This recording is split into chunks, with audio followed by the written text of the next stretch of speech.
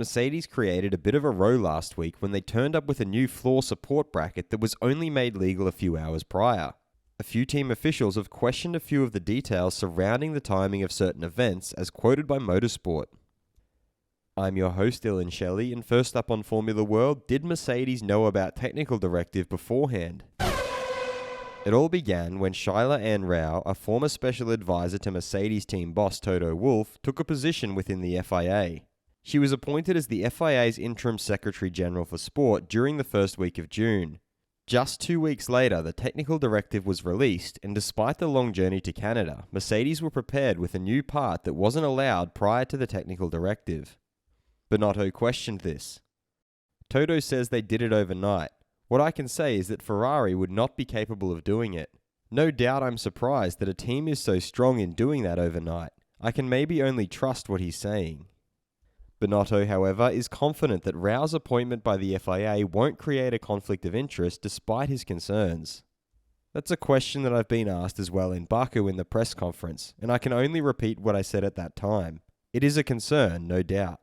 But I have as well the full trust in the FIA that they will prove that obviously she's a professional, she's a lawyer, and she's got integrity.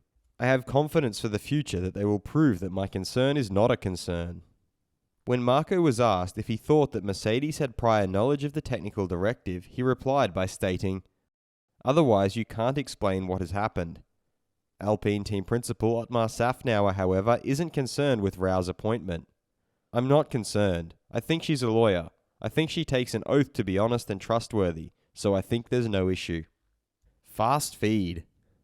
Mercedes driver George Russell thinks that he's obviously in a really privileged position being teammates with Lewis and learning so much from him. How he works, how he goes about his business with his engineers, how he gets sort of the whole team motivated. It's quite inspiring to see.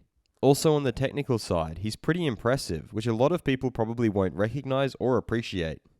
His team principal Toto Wolff pointed out that they have scored 4 to 5 podiums and they are seeing glimpses of performance. But it is far away from our expectations of ourselves. You need to see a podium as a good result on merit. I'm happy for Lewis because he was really disadvantaged in some of the races where the safety car went against him, but still a lot of work to do. AlphaTauri's Pierre Gasly personally doesn't think the FIA took a wrong turn with the regulations. I think it's just some of the side effects we are getting at the moment are probably slightly more extreme than we expected.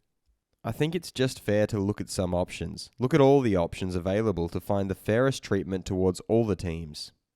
Aston Martin's Sebastian Vettel added that the objective with the new regulations of the new cars was to make it better, so the turn has been right.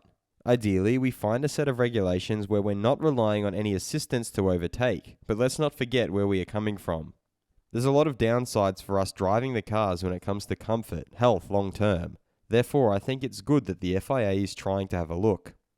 And Helmut Marko joked that Hamilton got out of the car quickly in Canada. When he's on the podium, it's a lot easier. Do you think Mercedes managed to make the new floor element overnight? Head over to my community page to vote in the poll and let me know what you think in the comments. And if you liked this video, feel free to subscribe and check out my others for all the latest in the world of Formula 1.